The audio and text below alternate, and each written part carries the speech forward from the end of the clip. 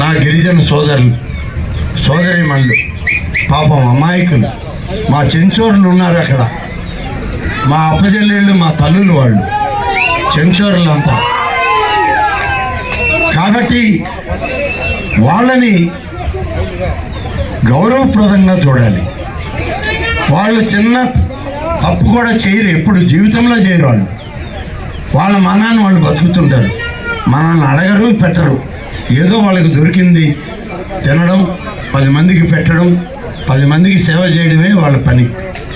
అలాంటి గిరిజనుల్ని ఇవాళ స్వార్థ రాజకీయాల కోసం వాళ్ళని హింసిస్తున్నారని తెలిసింది వైసీపీ నాయకులు, వాళ్ళని బాధ పెడుతున్నారని తెలిసింది వైసీపీ నాయకులు.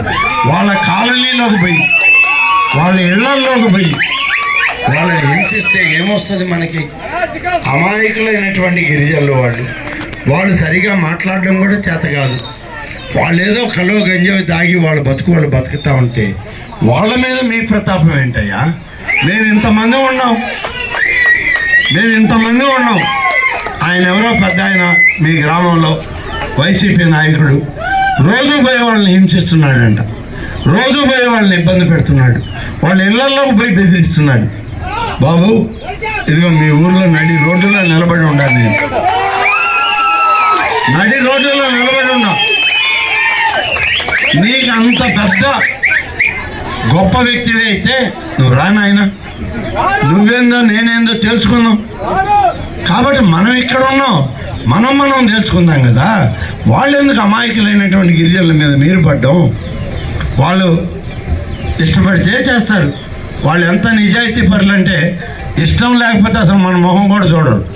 మేము రాంపోవాయ పెద్ద మనిషి అంటారు, అంత నిజాయితీ పరులు గిరిజనులు. అటువంటి గిరిజనుల మీద మీరు దాష్టికమా, మీరు దౌర్జన్యమా? మనకి కనీసం జ్ఞానం ఉండాలయ్యా. ఎవరితో మనం గొడవ పెట్టుకుంటున్నాం, ఎవరిని హింసిస్తున్నాం అనేది. మీరు హింసించే పని అయితే మేమున్నాం, రండి మమ్మల్ని హింసించండి. మీరు హింసిస్తారా మేము హింసిస్తారా తేల్చేద్దాం ఒకరోజు. ఎన్ని రోజులు నాయన ఈ హింస? ఇంకా 5 రోజులు.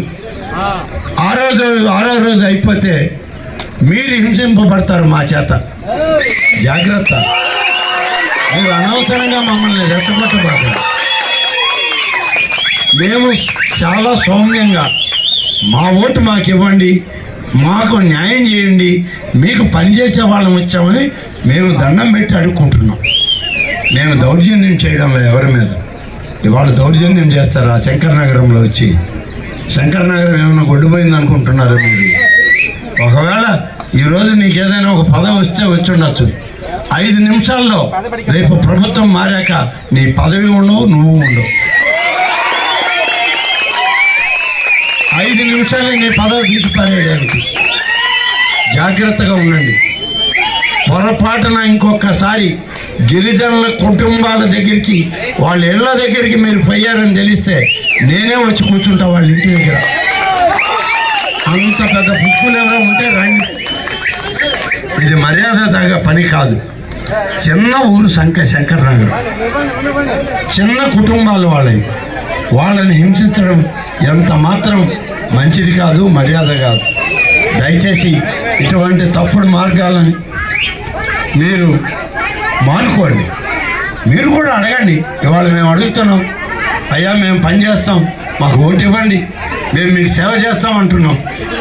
10 సంవత్సరాలు మీకే ఓటు ఇచ్చారే.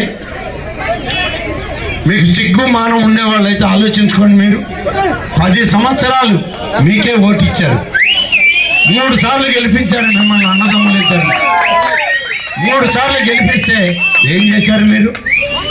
ఈ యొక్క అనంతసాగరం ఆత్మకూరు మధ్యలో వేసిన రోడ్డు, నేను వేసిన రోడ్డు అది.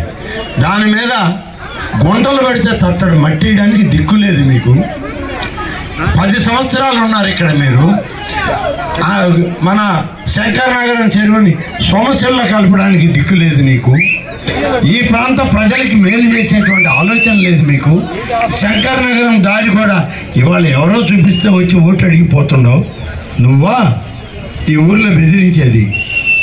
శంకర్ నగరం మేము పుట్టక ముందు పుట్టిన ఊరయ్యా ఇది. కాబట్టి నువ్వు వీళ్ళని బెదిరిస్తే ఆ బెదిరిపోయే మనుషులు కాదు ఈ శంకర్ నగరం వాళ్ళు. దయచేసి నేను మర్యాదగా ఉంటే మర్యాదగానే ఉంటాను.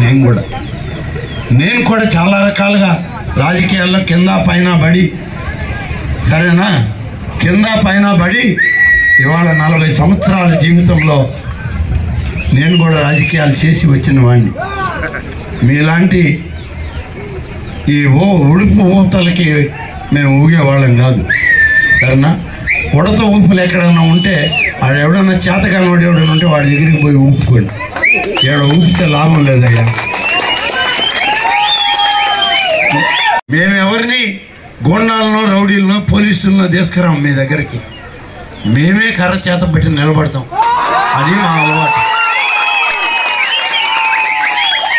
అదే నా అలవాటు. అదే నన్ను 40 ఏళ్ళు కాపాడింది, ఇంకా కాపాడద్ది. ప్రజలు కాపాడినంతసేపు నేను ఇదే రాజకీయ రంగంలో ఉంటా. కాబట్టి పిచ్చి పిచ్చి ఆలోచనలు మాని ఈ అమాయకులైనటువంటి గిరిజనుల మీద నీ దౌర్జన్యాలు, నీ దాష్టికాలు ఆపి ఎక్కడన్నా వాళ్ళతో మర్యాదగా మెలగండి. వాళ్ళ ఇష్టం, వాళ్ళు రేపు ఎవరికి ఓటేస్తే వాళ్ళే. మేమేమి వాళ్ళని ఒత్తిడి చేయడం లేదే. వాళ్ళు తెలుగుదేశం అంటే ఇష్టం.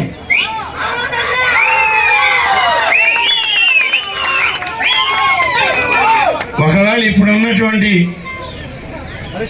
ఈ దారి తప్పిన మనుషులకి నేను ఒకటి చెప్తున్నా, ఇవాళ కాదయ్యా వాళ్ళకి తెలుగుదేశం మీద ప్రేమ. 1982లో స్వర్గీయ ఎన్టీ రామారావు గారు పార్టీ పెట్టినప్పుడు మన ఉమ్మడి ఆంధ్రప్రదేశ్లో మొట్టమొదట మొత్తంగా కలిపి ఒక్క ఓటు ఇతవపోకుండా ఎన్టీ రామారావుని కొలిచి ఓటు వేసిన వాళ్ళు గిరిజనులు. ఆ తర్వాతే మిగతా కులాలు వచ్చాయి. చౌదరులు వచ్చినా, రెడ్లు వచ్చినా, బలిజలు వచ్చినా, ఎస్సీలు వచ్చినా, ఎస్టీలు వచ్చినా, అందరి తర్వాత వచ్చిన వాళ్ళే. మొదట వచ్చిన వాళ్ళు వీళ్ళే, ఎన్టీ రామారావుకి తోడుగా.